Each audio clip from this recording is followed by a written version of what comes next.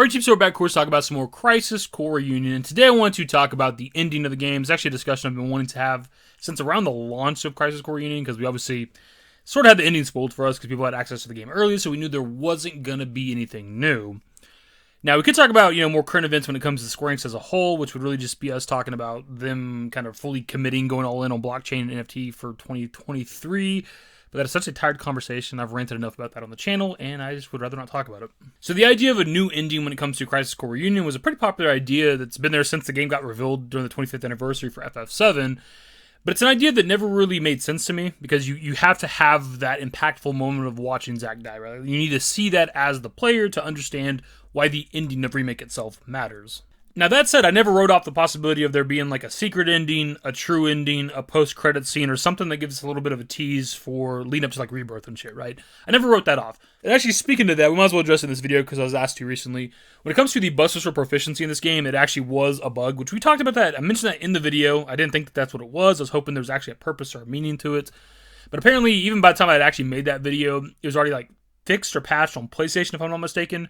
And then they eventually updated the game for like all platforms where you can get to 100% proficiency, and there's nothing that comes from it. There's no bonus anything. There's not even like an ability for Zack to get, so there's literally no point or purpose to get to 100% proficiency in the game, which is just kind of stupid if I'm being honest here. Because the last ability you get for Zack is at like 47%, if I remember that correctly. So then you have like 53% left to earn for proficiency for absolutely no fucking reason. So it's just like, it's kind of dumb. And it's a hell of a grind to try to get your proficiency up, man. I haven't fully committed to trying to do that, but I've played, several hours, couple chapters, submissions, and stuff like that, and I'm at like 4 or 5% proficiency, if even that. Like, it takes a long time, and there's just no fucking reason to grind it beyond the 47%. It's just literally a dumb mechanic in the game. The abilities are helpful, but the rest of it's dumb. But yeah, anyways, there's nothing new when it comes to Crisis Core Reunion, right? There's the overhauled mechanics and graphics and stuff like that, a bunch of like quality of life changes, but the game itself is still the PSP game that we played 15 plus years ago at this point, which I think is a bit of a missed opportunity. Like, I don't know why you wouldn't also include something that kind of bridges the gap between this game and Remake and like Rebirth, right? Like, just give us a little teaser. It doesn't have to be anything major, dude. It can be more of just the walk of like Zack and Cloud from the cliff to like Midgar, right? It could be somewhere in between. There's something like what the Rebirth trailer gave us. It doesn't have to be anything major, a big ass reveal like the intermission cutscene. It could just been a little something, dude. But just to have absolutely nothing is just kind of crazy. But yeah, the point of this video is to talk about why a new ending for Crisis Core Reunion never really made sense. One that would like keep it in line with Remake's ending or whatever. You see Zack survive essentially. And when I'm talking about this, I'm talking about like the ending you get at the end of the game, not some sort of like bonus or secret ending. I'm still an advocate for that type of shit. But yeah, for starters, what I said earlier in this video, and what I said a bunch on this channel at this point, the ending to Crisis Core Original still keeps in line with Remake, because you see the difference between the Zack final stands, right? You understand the difference there. You need that impactful moment as a player. You need to see him die, bleed out, sad as fuck, pass the Buster Sword on, and then you play Remake, and it's like, oh shit, he didn't die this time. There must be some sort of ripple effect from what we did inside the Singularity, defeating the Whisper Harbinger, all that other shit. So for that reason alone, there was never a need for a new ending, right? You could do either thing. You could have the PSP original ending, and that still works for the Remake story, or you could do a brand new ending that connects it to Remake, and that would still work. But I think that as a fan, as a player, even if you've seen it 1,000 times at this point, you needed to see Zack die again. Now, another reason for why a new ending never made sense, and maybe the biggest reason of them all, that people that are confused by the ending of Remake don't really seem to think about, or don't understand, I guess, is that the history of FF7 has still happened prior to the events of Remake, right? So when you boot up Remake for the first time and you're seeing Cloud hop off the train at the beginning, the events that take place prior to that are still the same as they were with OG FF7 and Crisis Core, right? The history of Zack dying and passing the sword on to Cloud have still happened to that character. Remake Cloud has still got the Buster Sword from Zack. That's why he has the Buster Sword. Zack has died for this character. Now, how does that explain the ending of Remake and the two Buster Swords that people are often confused by? That's kind of a whole can of worms, and we don't have any sort of definitive answers just yet. But the common idea that I see and that I personally believe is that our group is inside the Singularity and affected by any changes outside of it. So we defeat Whisper Harbinger, Zack survives, keeps the Buster Sword, because why would he give it away if he lived? And any other changes might happen, but our group comes out of the Singularity unaffected, so Cloud still has the Buster Sword on his back. Another kind of popular idea is that Zack is dead and doesn't realize it yet, and we've seen a few times throughout the compilation that people die, they kind of have on them what they had when they die, like clothing and shit like that.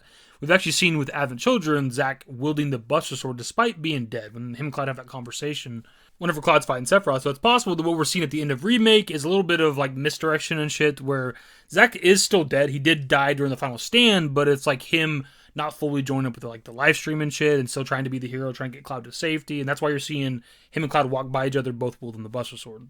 Now, the community, for the most part, is kind of split on the fate of Zack, right? There's people that think he's alive, people that think he's dead, and there's evidence that really supports both of these theories, and I don't need people to quote the Ultimania and what devs have said about Zack's fate in interviews and shit. I'm aware of what's said out there, but there's just evidence that kind of supports both theories, and it's up to player discretion for now until we have confirmation of either. Now, if the history of FF7 and these characters is already kind of set in stone, already happened, how do you explain the ending where it appears like Zack has survived? Because if Zack were to live, it'd kind of throw everything out of whack, right? Because if he survives, he, for one, doesn't pass the buster on to Cloud, but also Cloud doesn't drag himself half-conscious to Midgard, run into Tifa, join up with Avalanche, and you know the rest of the FF7 story from there. But again, as we already touched on, there's two possibilities here. Maybe Zack's dead and just doesn't realize it, so that kind of explains everything. What we're seeing at the end of Remake isn't, air quotes, technically happening.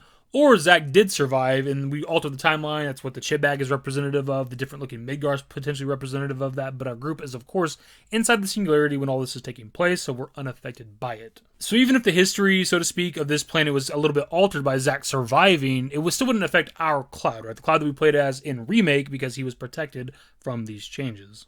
And kind of a smaller point, and it's somewhat repeating what we've already said in the video a time or two, but Zack had to die. That's why the ending couldn't change. But I mean that in the way that this game wasn't really for us, so to speak. I mean, it's nice to get the game obviously ported to modern consoles and shit like that or whatever, and us get to play this game after like 15 plus years.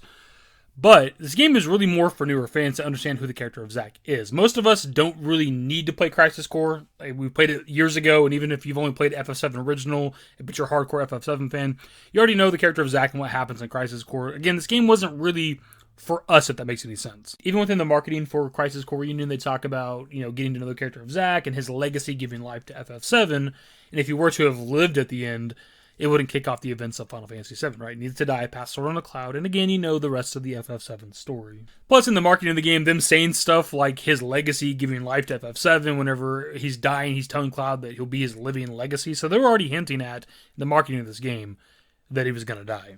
People seem to forget that the remake trilogy and all that shit is meant for new and old fans. There's going to be a lot of stuff that'll work for us who are old school fans that know just about everything FF7, but a lot of shit's going to be for the newer fans too that are just coming into FF7 for the first time with Remake. That's why stuff like Crisis Core Reunion had to stay the same as the original. Again, as I've said a few times in this video now, you need to see Zack die so that the ending of Remake makes sense. Or I guess it's a little confusing, but you get what I'm saying.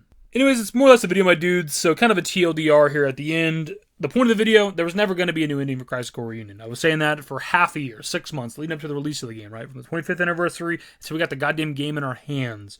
The ending had to stay the same. Now, I never wrote off the possibility of a secret ending, a true ending, a post-credit scene or something like that, or you do some sort of something in the game, and it unlocks a new ending. I never wrote those possibilities off. But the game, like the base game, when you beat it for the first time, itself was always going to be the same. And we discussed a few points in this video, but the main one for me at least is that the history of Remake Cloud is still the same as it was for OG FF7, right? So in his history, Zack still died and passed the bus sword onto him. That's kind of the main reason for me as to why the ending was never going to be different. Anyways, that is the video, my dudes. Subscribe to the channel if you guys are new. Social networks in the description below. Follow me on Twitter, @DavidYT. That's it. Bye. Used to care what people thought, but now I care more, and nobody out here's got it figured out. So therefore, I've lost all hope of a happy ending, depending on whether or not it's worth it. So insecure, no one's perfect. We spend it with no shame. We blow that like Coltrane. We in here like Logain, or leave it like Cobain.